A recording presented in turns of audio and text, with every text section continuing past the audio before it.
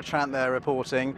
I want to talk now to Jo Reynolds, who's a former firefighter, actually one of the first female firefighters in the country back in the early 80s, and maybe just give us an insight. We've talked about how hard it was for the firefighters going in on the night, but we were just hearing at that news conference with the police commander how hard it is for them now going in to what is left of that building. It's clearly very delicate, it's dangerous work. They had to stop for a while yesterday, but in the search to recover bodies. I think the most critical thing is that everyone will be working so hard and fast as they can behind the scenes. I know that.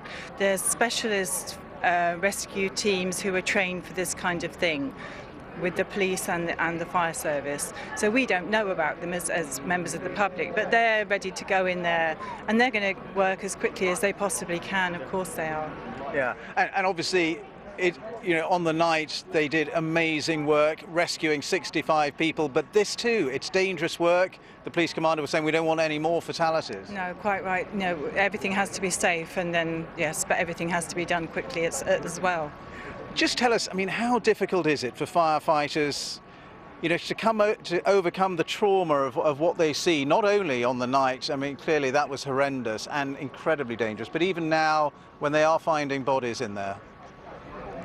I hope that they will be getting trauma counselling, and I also hope it's not just the firefighters. I think there's probably quite a wide group of people. I'm not an expert, but I think there's probably a wide group of people who have got authority to put the teams together. The teams are trained to do this as well, so And on the night, we know that, I mean, a lot of the firefighters said their training kicked in and that they're obviously incredibly well trained. But is that how it is when you go into a very dangerous fire where it's really hot, huge plumes of smoke in the stairwell and so on, and you're trying to rescue people? Does the training just kick in, or are there times when you sort of think, what am I doing here?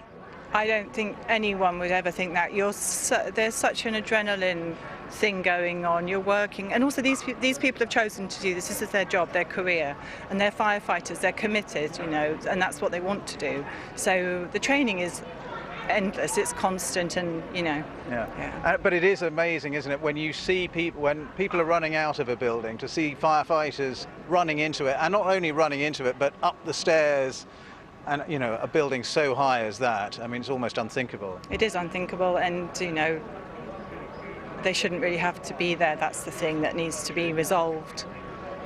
Yeah, and clearly, I mean, they are exhausted, aren't they? The people who've been working here, the firefighters who've been working here. Yes, it would seem so. I think they've gone way past an exhaustion point for sure. Yeah. But they have to keep going, don't they? I mean, obviously they've been rotating firefighters from around here, from all around London, actually. I don't really know what London have been doing, but surely they'll be getting other people to cover. But I imagine that some of those people will still be in their normal shift patterns. They may well be working already. Yeah. All right, Jo Reynolds, thank you very much indeed. So let's just recap then what we were hearing from the police commander. It's just saying that